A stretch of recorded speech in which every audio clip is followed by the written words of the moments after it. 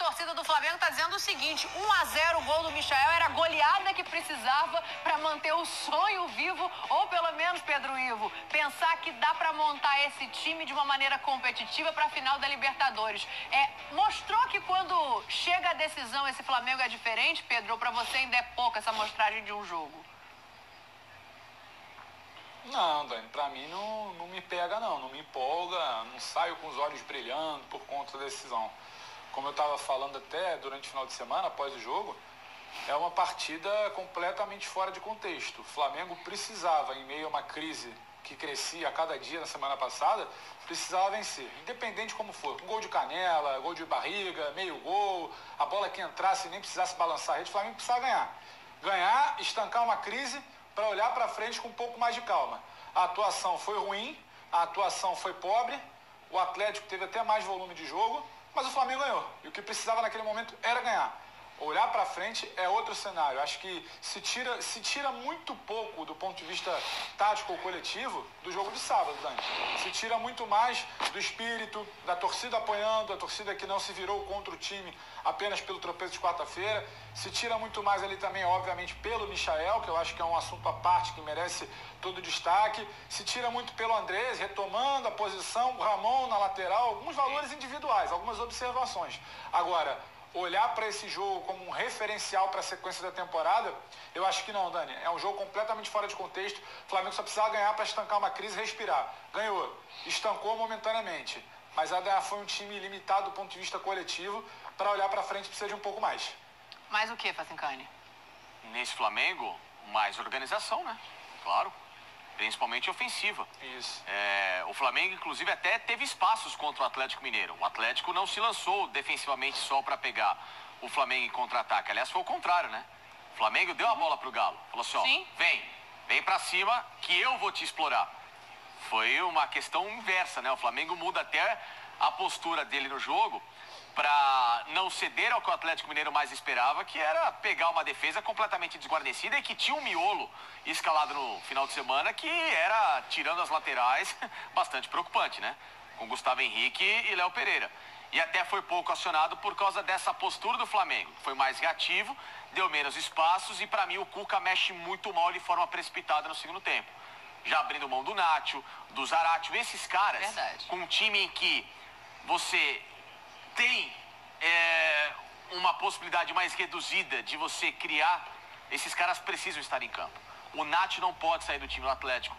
O Zaratio não pode porque ele tem um poder tanto de quebrar a linha indo por dentro, mas principalmente avançando em relação à lateral. E ele abre mão de atletas, para mim, que são fundamentais. Se você tem um adversário em que ele te permite criar, te permite ter espaço, você até pode abrir mão de um meia para trabalhar mais na velocidade. Agora, se você tem um time que está mais compactado, você tem que ter mais inteligência, você tem que ter uma bola que ela vai ser muito mais versátil para, né, você inibir o seu adversário de se sentir naquela situação confortável como estava o Flamengo para contra-atacar o Atlético Mineiro. Então, para mim, o Cuca vai mal no segundo tempo. Foi um Atlético em que ele também se mostrou perdido em muitos momentos. Um Atlético que rateou num jogo decisivo. Claro, não vai perder o campeonato na minha visão, mas é bom ligar um alerta às vezes de que tem jogos em que ele precisa ser um pouco melhor. Mas, por um outro lado, um Flamengo que quando teve possibilidades de matar o jogo e de ter uma bola melhor trabalhada à frente, acabou decepcionando um pouquinho também. Essa questão que eles colocam é interessante porque, assim, se o Cuca errou, como diz o Facincani ali na mexida, o Renato acertou ou foi muito mais disso que está escrito aqui, ó, foi muito mais na base da raça? Porque ele bota o Andrés de volta na posição, ele bota o Michael para jogar, e aí a gente vai chegar nesse Michael em detalhe, porque eu tenho uma questão aqui para colocar para vocês, mas dá para dizer que o Renato acertou? Ou é isso, Zé? Foi a raça, era decisão e 0-0 era uma final. 0-0 era importantíssimo para o vestiário. Né? Então, ganha um jogo como esse, você traz a confiança de volta. Dá até a possibilidade do Renato falar que ele, né, que as críticas foram exageradas contra o Atlético Paranaense. Não foram exageradas, foram justas pelo resultado que deu. Então, para você ver o tamanho dessa vitória com o Atlético. Jogou para não cair, né, Zé? É isso. Não, ele jogou para ganhar de 0-0.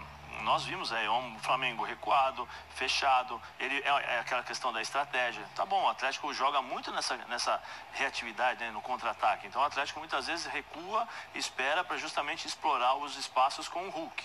Né? O Hulk tem muito isso. Quando o time do Atlético, pode perceber, quando o time do Atlético joga contra times fechados, o Hulk não trabalha nos espaços curtos. É difícil, porque ele precisa desenvolver a força dele, desenvolver essas passadas e poder, não é apostar corrida, mas a força do Hulk, né, para ele poder se sobressair. Depois, os espaços para chutar. Quando tem essa dificuldade, o time do Atlético sente. Aí entra a questão do Nacho, a questão do Zaratio, né? Cabe aí até também, por exemplo, a movimentação do Sacha. Tem alguns jogadores que você pode colocar para mexer a defesa adversária, para você aproveitar essa questão que o Hulk pode te dar. Ele colocou o Diego Souza, que também é um jogador de força, para tentar bater de frente ali com os zagueiros da equipe do Atlético. Diego Costa, desculpa. Diego Souza. Diego Costa. Eu ainda fiquei pensando aqui, não, calma. Para tentar justamente... Ele já jogou no Galo, né? Já jogou, mas para tentar justamente criar essas situações. Eu acho que o Flamengo, o Renato fez a leitura inteligente, né? Nisso ele sabe. Sou experiente, né, no jogo. É lógico que é experiente, tem 40 anos de futebol, sabe que precisaria fechar, mudar a postura, porque todo mundo ali correu, todo mundo se dedicou, todo mundo pressionou, todo mundo tirou espaço, todo mundo ficou preocupado em fazer a cobertura do outro, né? Porque no futebol existe isso, o cara perdeu, eu estou aqui para justamente fechar os espaços e não dar oportunidade para os times adversários. E lá na frente fez o simples. Não se complicou. O que eu chamo a atenção é o seguinte: performance de Gabigol. Opa, esse é um ponto interessante, hein? Performance de Gabigol. Gabigol não joga bem há um bom tempo. Mudou o sistema de jogo, sim, mas o Bruno Henrique foi decisivo. Sim. E apareceu... o Michael foi decisivo. Onde ele joga? É aí que está. Então tem isso também, né? Quem ataca o espaço e busca a bola de cabeça naquela posição é o Bruno Henrique, em que o Gabriel deveria estar. Ok, você abrir espaço, você se movimentar é uma coisa. Você começar a se afastar muito da sua característica, como é o que está aparecendo com ele, é outra. Porque um jogo ok, 2 jogos, já são 9. Em que ele está muito longe do gol, em que o senso de finalização dele não está bacana. Não vou dizer que desaprendeu, não, ninguém desaprende, não é isso. Mas ele precisa voltar a se estimular, repito, ser mais Gabigol praga e menos Gabriel Barbosa em relação à praga do Sormani também, entendeu? Que aí a praga que ele prega, que ele joga no cara, entendeu? Mas é o que eu falo, mais alegria, mais soltura e menos, em alguns momentos, parar de querer ser o jogador de seleção brasileira. Mas eu acho, você faz essa observação, eu faço uma outra também. E aí vale lembrar, o Gabigol não é um jogador de criação próximo à área. Sim. Ele é finalização. Em jogos como esse, mais ou menos, né? Não, ele não tem o drible curto. Ele não sim. por exemplo, que nem o Michael que tenta o drible, Sim, que faz essas isso coisas. não, ele não tem isso. É que ele tem característica de sair, às vezes, da área, né? Entendeu? Sair da área e tal. E ele é muito finalizador. Eu acho que em termos de finalização, ele é sensacional. São 2 toques, né? Ele é sensacional. Só que em determinados momentos, o Flamengo vai precisar desse cara de segurar a bola. Vai precisar do cara que tenta uma jogada individual. Claro que vai. No jogo contra o Atlético Paranaense, o Michael precisou entrar no segundo tempo para ter uma jogada individual. Às vezes você precisa fazer isso. Num jogo como esse, um jogo difícil, por que ficar dependendo somente do Bruno Henrique, bola longa, contra-ataque ou bola no alto? Pô, dá a bola aqui para mim, eu tenho espaço, eu vou partir para cima dos zagueiros.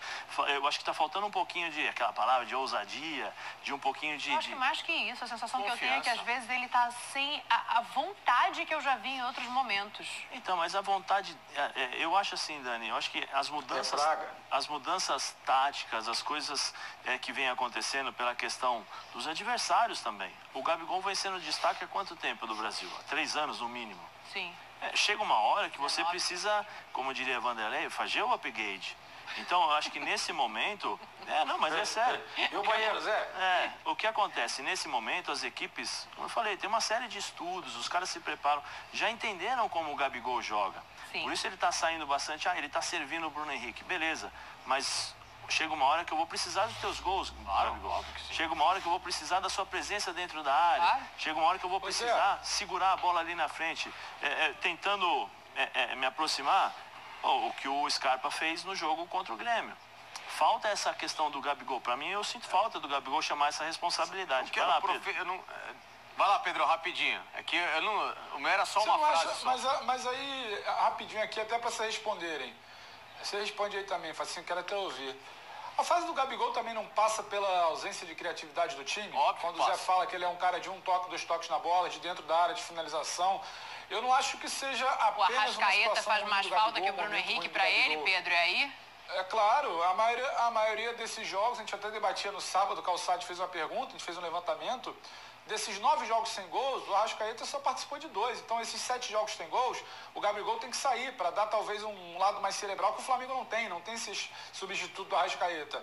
Então, falta também essa ausência de criatividade, quando a gente fala da organização, do ponto de vista coletivo, de um Flamengo que não consegue jogar contra retrancas.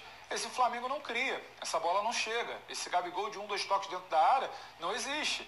Além de toda a praga que o Sormani fala lá do último jogo do gol contra o Santos, tem todo esse ponto de vista aí, Dani. O Gabigol talvez seja um retrato desse momento coletivo ofensivo ruim. Mas tem uma explicação. É um time que não consegue criar, é um time que não chega. É um time que não consegue triangular. Quantas e quantas vezes a gente fica com a memória fresca, aquele Flamengo que jogava passando rápido, trocando passe rápido, o Gabigol estava dentro da área só para um toquezinho. Triangula, chega, aproxima, cruza, Gabigol. Triangula, chega, acha o espaço, Gabigol chuta. Esse Flamengo não está existindo mais. Então, o Gabigol talvez seja um grande retrato dessa ausência de criatividade ofensiva do Flamengo atual, Dani. Então, mas aí, Pedro, eu entro no... Olha o jogo aí que o Sormani gosta. É, o Sormani adora essa tela, Zé. Não, mas aí, Pedro, eu vou fazer... Essa tela aí é fantástica. Mas aí, Pedro, eu vou colocar uma situação que a gente fala muitas vezes no vestiário. Então, dá o salário para o Arrascaeta. Sim. Não pode. Mas não é isso que é o que ele quer. Não, eu tô brincando. Pede, né? Não, mas eu ainda avisei, ainda falei. Não, ainda falei antes, eu vou falar. Não, eu vou falar o que se fala no vestiário. Então dá o salário para o Arrascaeta, porque assim, ele não pode ficar dependendo do Arrascaeta. Mas a fase é ruim a esse ponto, não, assim? O time não pode tanto, né, Zé? Não, o time não pode, mas assim, mas o que eu quero dizer assim, que ele, quando não tem Arrascaeta, então o Flamengo vai ficar esperando o Michael. Eu acho que ele tem que ser esse cara, chamar a responsabilidade. Então, se não tem uma Arrascaeta, eu não vou marcar gols. Se o time não está funcionando, eu vou ficar na minha, dar um toquezinho do lado e não vou fazer nada. Não, peraí, desculpa. Tem o salário de craque, tem o salário, um dos maiores salários do Brasil, então a responsabilidade tem que ser a mesma. Sim. De ser o cara do time. É o Gabigol na hora que faz o gol, na hora difícil também. Não vou dar entrevista, vou passar o pano. Não, ou passar o pano do Gabigol nesse momento é assumir responsabilidade. Me dá a bola aqui. Por que ele não pode fazer isso? O Michael tem que fazer sempre. Então não dá. Mas eu não tô jogando com o time criativo. Mas na seleção ele jogava ao lado do Neymar.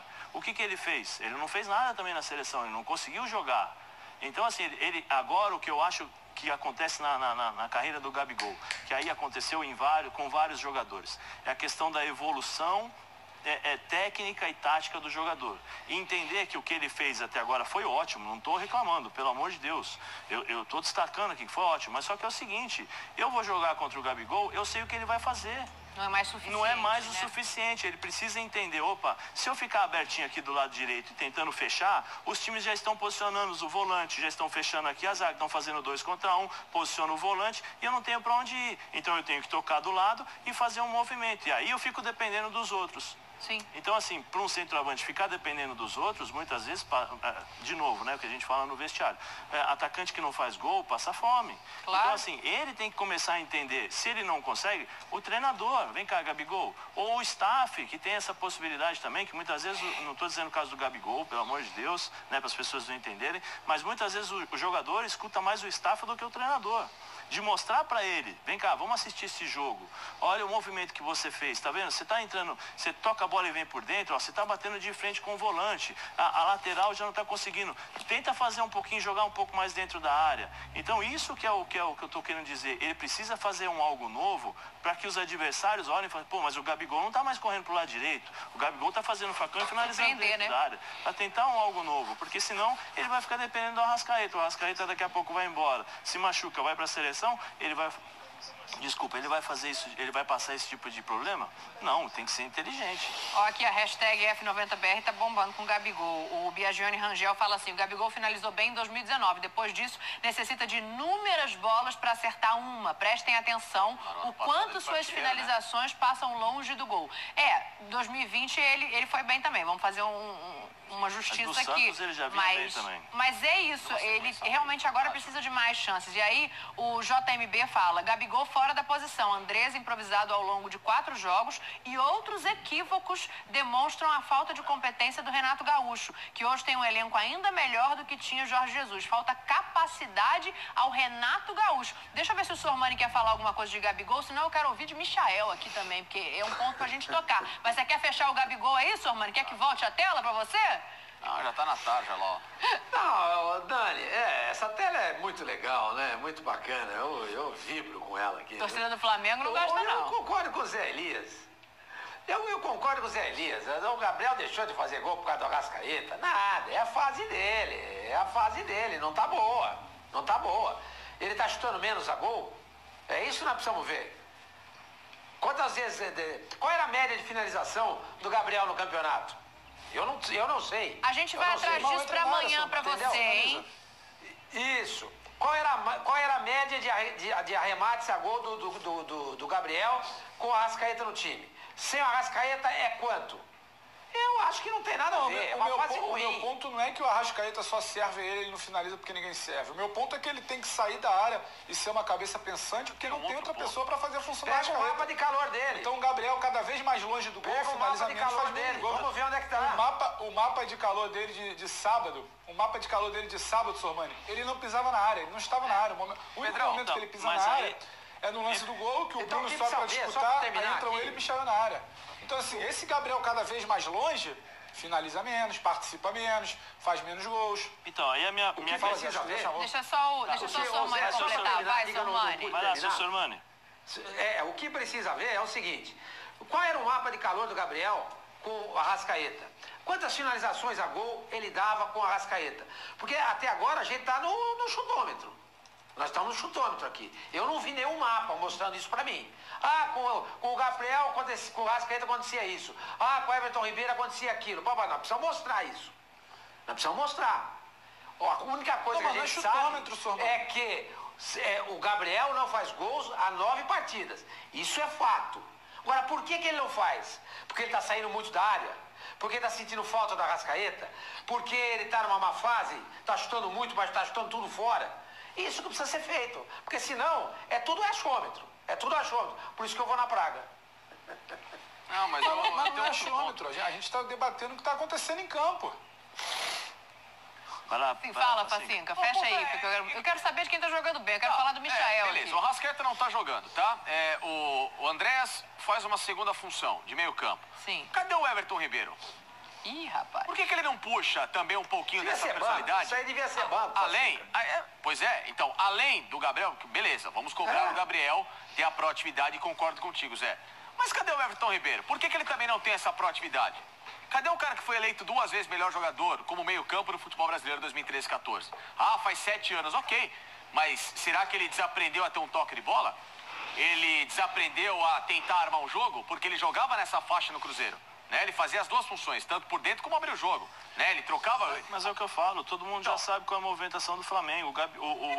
O Everton fica aberto pela direita, o Arão pega a bola, ele vem por dentro para abrir o Isla. Por que ele também não tenta ser todo diferente? Todo mundo marca. Então assim, o Gabriel tem que mudar o Gabriel, acho que o Flamengo tem que ter mais rodagem, mas cadê então? O Everton, vamos chamar um pouquinho da responsa?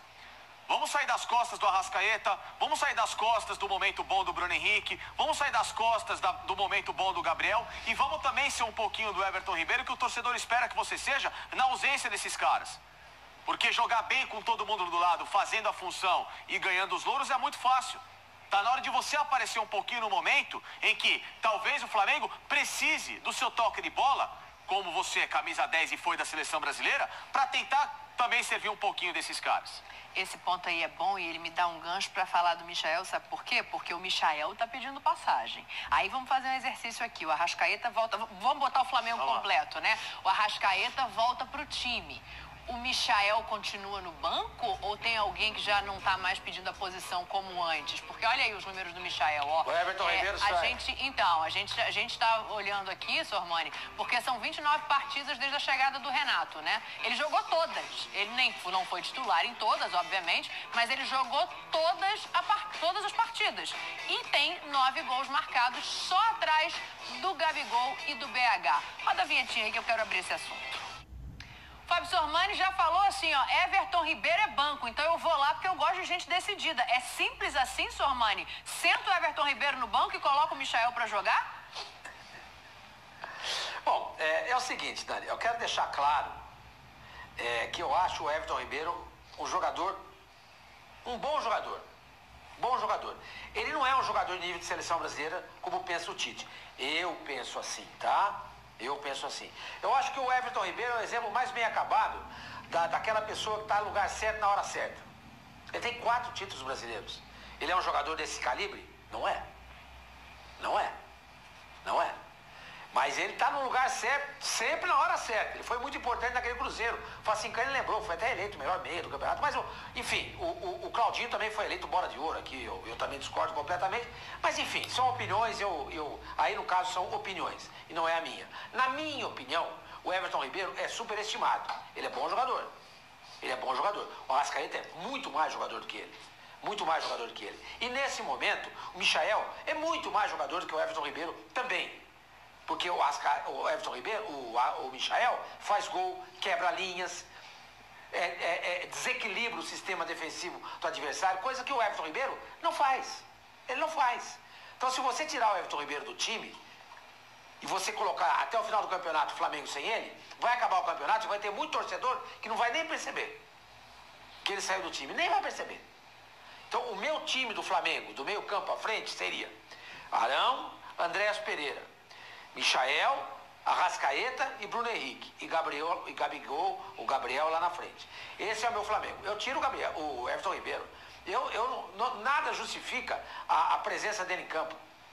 Ah, ele recompõe o meio de campo. É verdade, mas aí você muda o seu jeito de jogar. Porque um jogador que está em campo só porque ajuda a recompor o meio campo, não faz gol e não dá assistência, é muito pouco. Eu estou com os números dele aqui. Vou levantar aqui o histórico dele na temporada. Ele... 2 gols. Aqui, ó, tô aqui, Campeonato Carioca. 2 gols e... Ele tem 3 gols. Um foi na Seleção Brasileira. Isso. 2 gols. 8 assistências. E ele tem quantas assistências, Vassinho? Ajuda 8. Você que tá com 8. São 10 participações em gols. 2 gols em... Ele tem 10 participações em gol. Quantos jogos o Flamengo fez na temporada? É muito pouco, gente. É muito pouco. Ah, ele é bom porque ele ajuda a compor o meio campo. Ah, meu amigo, eu não vou colocar em campo um jogador que faz 2 gols numa temporada porque ele ajuda a compor o meio campo. Eu ponho outro cara, pô. O cara que joga no meio campo, é óbvio que ele tem que ajudar na marcação, a fechar ali o setor, sim, ajudar na criação e etc e tal. Mas ele tem que chegar, ele tem que ser decisivo. Como é o Arrascaeta. Mas pra vocês como é o Michael. Assim então, também? Eu tiraria o Everton Ribeiro. Boa. Você concorda? Você acha que é simples assim? O Michael tá pedindo passagem e bota ele ali e vai resolver? Não, eu não acho que é simples. Eu não acho que é simples, tão simples assim. Porque, por exemplo, a gente pode até colocar Michael e o Bruno Henrique e o Gabigol lá na frente. O Bruno Henrique, e aí eu tenho que falar porque isso acontece, o Bruno Henrique vai voltar para jogar, marcar lateral? O Michael vai voltar o tempo todo para marcar lateral? Se você fizer isso, você vai afastar esses caras do gol. Sim. Né? Então você tem que ter um equilíbrio, não digo tirar de vez. 45 minutos, vamos testar, vamos adaptar, vamos ver como é que funciona. Mais do setor. Sim, mas só que aí você tira ele da proximidade do gol. Ele até participa, mas ao longo do jogo ele até faz. Tem algumas coisas que eu acho que, como o seu Sormani está falando em relação a tirar o Everton Ribeiro, eu acho que o Everton não vive um bom momento, mas ele precisa ver como você vai equilibrar isso daí, porque o Arão não é um marcador exímio. Não é aquele cara pegador que sai para marcar, ele é muito inteligente. Ele faz a leitura da jogada e consegue se posicionar bem. O Andréas também não é esse marcador exímio, é um bom jogador, preenche os espaços, consegue jogar. Mas existe hoje no futebol a questão do entendimento para você ter uma equipe equilibrada. Tá jogando mal? Tá jogando mal. Para mim cai na mesma questão do Gabigol. Entendimento taticamente de você entender, ver onde você pode jogar. Essa movimentaçãozinha que ele está fazendo, que é sair da lateral, fechar por dentro, já não funciona mais. Entra a questão do treinador. De novo, eu insisto nisso, treinador, Renato, começa a dar funções novas, funções diferentes para os seus jogadores, para que eles saiam da marcação. O sistema, então você espeta um 4-3-3, você já faz um esquema mais agudo, talvez. Sim, mas então você... A gente está falando, entendeu? Depende, por isso que eu estou falando, depende muito. Você pode variar, você não precisa colocar o Everton Ribeiro o tempo todo aberto ali pela direita. Você pode trocar. Ontem o Palmeiras trocou. Dudu começou do lado esquerdo, o Scarpa do lado direito, depois o Scarpa foi lá pro lado esquerdo, o Dudu veio pro lado direito. Inclusive o passe quem deu pro Marcos Rocha sofrer um pênalti foi o Dudu. E o Scarpa estava por dentro. Sim. Você tem várias formações que você pode utilizar durante 90 minutos. Você não precisa ficar exclusivamente na mesma. Isso é um dos problemas, por exemplo, do próprio Corinthians com o Silvinho, que mais tarde nós vamos falar. Você olha o time do Corinthians com o Silvinho, do primeiro ao último minuto, ele tem basicamente a mesma formação. Então, assim, você pode mudar, porque são jogadores que têm essa característica. O Everton começou como lateral esquerdo no Corinthians. No São Caetano. O lado esquerdo para ele não é um problema. No São Caetano. Então, por isso que eu estou dizendo, você pode mudar, você pode facilitar. Claro. É isso que eu tô falando. O Renato, nesse caso, precisa também colaborar com seus jogadores. O Abel, o Abel falou uma coisa na coletiva bem legal. O Abel falou o seguinte, e eu também penso assim, o treinador tem 30% da participação no jogo. Onde? Porque eu dou as rotas, né? Ele falou, eu dou as rotas. O treinador posiciona. Depois, dentro de campo, é o jogador. Isso aqui é uma coisa que o seu Sormani estava falando, eu falei uma vez, acho que o Facinca, o Pedro, todos nós falamos aqui, da atitude dos jogadores, de entenderem o que eles precisam fazer dentro de campo para sair dos adversários. E aí entra também na capacidade do treinador de fazer isso. Vou dar um exemplo aqui, peço desculpa se eu estou me prolongando. Bolonha e Anderlecht, nós fomos jogar a Copa UEFA. E o cara marcando individual. Onde eu ia, o cara ia atrás. Eu cheguei e falei pro Fontolan, que era um cara do meu time. Fontolan, eu vou levar o cara lá para trás e você vem jogar aqui. E o cara jogou. E o Fontolan era o cara que conseguia jogar. No jogo contra o Flamengo, não sei se vocês perceberam, o Cuca tem a mania em alguns momentos, fazer a marcação individual. Vocês viram onde estava o Arana? O Arana estava marcando o Everton Ribeiro por dentro. E onde foi que o Arão jogou a bola? Lá nas costas. Né? Então, tem várias funções que são feitas dentro do campo que a gente precisa analisar. Agora, precisa o treinador mexer também. Precisa o treinador entender. O Rogério Ceni no São Paulo mudou. Porque o Rogério Ceni tinha uma forma de pensar. Eu penso assim e os jogadores precisam me adaptar àquilo que eu penso. Hoje não. Hoje ele já olha o jogador, o que eu preciso fazer para ter essa qualidade a meu favor. Então, assim, tem uma série de coisas que eu acho que tem que ser um conjunto para você mudar e não sofrer tanto. Você pode até tirar, e eu concordo, o Michael está batendo na porta. Será que vai dar 90 minutos? Será que vai me desequilibrar muito o meu time? É um teste, aí cabe ao treinador fazer isso. No Goiás, só para encerrar o assunto. Fecha aí que eu quero... Não, o senhor tem todo o direito, até porque o senhor cedeu minutos naquele momento. Muito obrigado. Eu estou devolvendo. Exatamente. Eu quero saber quem vai pagar os meus minutos aqui. Vai, Facintoni, eu quero falar do Cuca ainda. Até porque, Zé, o Michael, quando era do Goiás, jogava mais longe do gol. Em contra-ataque. Né? Então, assim, entre aspas, você tirá-lo dessa zona confortável não é para ele, sabe, uma situação tão nova, porque o Goiás jogava mais longe do gol. O Goiás jogava mais reativo, só que ele precisava de mais tempo e de mais espaço para prolongar. Então, o Michel vai ajudar a fazer uma marcação, uma recomposição, como faz o Everton Ribeiro? Talvez faça, porque no Goiás ele fazia isso. Boa, olha, o Zé citou aqui treinador, a responsabilidade, a atitude, isso me lembrou a atitude do Cuca no final do jogo. E aí a gente já traz na memória a final da Libertadores de Palmeiras e Santos. Assim, o destempero do Cuca chama atenção. Houve ali um atrito entre os jogadores na saída. E esse é o túnel por onde se sai do gramado do Maracanã. E o Cuca, a gente está vendo a imagem, olha ali, ó. Ele torce o braço do segurança para tentar falar com quem está do outro lado da grade. Ô Pedro, esse destempero, né? Eu, quando vi essa imagem, me lembrou logo a cena da final da Libertadores. Ele ali no Marcos Rocha e tal. E prejudicou o time. Você acha que esse destempero ele pode influenciar na sequência do campeonato? Ô Dani, eu quero acreditar que esse destempero ele é momentâneo. É como ele usa aquela frase do luto de um dia, que seja um desespero de alguns minutos ali de um time que não conseguiu pontuar, não conseguiu a vitória que queria, não conseguiu a pontuação, não conseguiu travar um concorrente direto. Porque se isso for levado para frente, acho que compromete, mas não tem sido a tônica desse Atlético.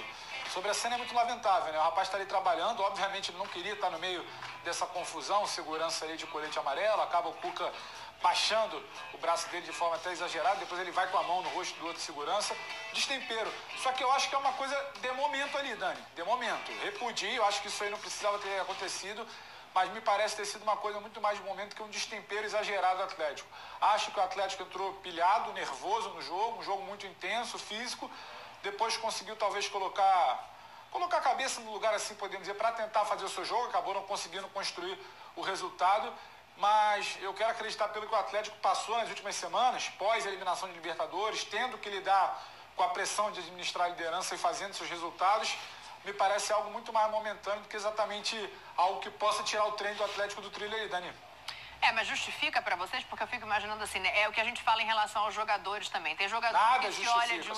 tem jogador que se olha de um jeito, tem jogador que se olha de outro. Treinador também, Zé. E aí eu vou dar um exemplo aqui, né? Assim, se é o Luxemburgo fazendo um negócio desse... Iam me machacar. Ele ia falar... Não, se é o Luxemburgo, provavelmente o comentário seria isso, né? Ele já seria massacrado de uma forma geral.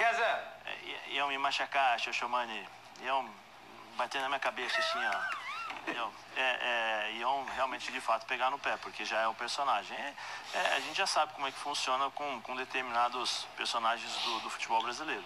Eu acho que eu tô aí com o Pedro, eu acho que foi uma coisa momentânea, alguma coisa que foi dita ali, foi falado, e aí alguma provocação de vestiário, e o Cuca, tanto é que depois, se não me engano, o Keno também acaba discutindo. Quando é saída de túnel assim, e o jogo, ainda mais como com a temperatura que foi o jogo, sempre tem no túnel ali uma outra gracinha, uma outra comemoração. E às vezes quem tá falando ali não é aquele conselheiro, é o amigo, é o fulano que tá ali. Mas é isso mesmo. Essa pessoa de camisa vermelha agora ali, ó, é o Deco. Exatamente, tá cheio de gente aí que não devia estar aí. Pra quê? O que tá fazendo ali? O que tá fazendo ali? Um conselho político, uma tremenda babação de jogador. Tá fazendo o quê em túnel de vestiário? Agrega o quê? Resolve nada. É ele, o outro que tava ali batendo boca antes era o Diogo, que também é membro do conselho de futebol. Tá fazendo o quê ali? Além de ficar bajulando o jogador, querendo aparecer em boca de vestiário. Pra quê? Tá agregando em que o espetáculo? Por isso que eu tô falando. E aí, às vezes, você pega uma imagem assim e aí rotula. Porque o Cuca, às vezes, a gente não sabe o que foi. Nós não sabemos o que foi falado, porque tem muita provocação em túnel, tem muito sangue ali, né? Ainda mais depois de uma derrota. Por isso que acontece isso. Fala, Sormani. Não, é exatamente isso que o Pedro falou, concordo com ele, entendeu? Tá cheio de gente ali, ó, a gente tô vendo a imagem aqui, que não tem que estar ali. A discussão não é com o jogador do Flamengo, não é com o técnico do Flamengo, não é a comissão técnica do Flamengo. A discussão é com esse monte de penetra que está aí sem ter o que fazer. E os seguranças do Flamengo estão ali batendo boca também, tentando proteger esses... Não sei se são conselheiros, quem são essas pessoas. Tem um cara ali de camisa vermelha, o Pedro já chamou a atenção. Sim, quer dizer, sim. É gente que está ali que não deveria estar. E quando passa o jogador do Atlético e o Cuca, o cara faz uma gracinha... E depois cria todo esse tumulto. Esse é o problema.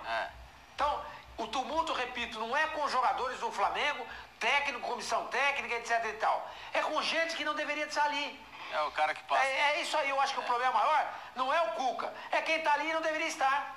Aí, quer fechar? Aí, Cuca, come on, hein? Aí, Cuca. Chupa aí, tá de Cuca. cabeça quente e com razão, o cara vai mandar o cara pra aquele lugar. Exatamente. Porque você perde o jogo. Eu já tô pé da vida que eu perdi o jogo. Aí vai um tonto. Como é que é pra gente ir pro intervalo? Cuca, sempre, hein? Tá vendo? Malvadão voltou. Pô, o cara fica pé da vida. A gente já pode fazer o intervalo depois disso, viu? Vamos pro intervalo. Na volta a gente vai falar do São Paulo.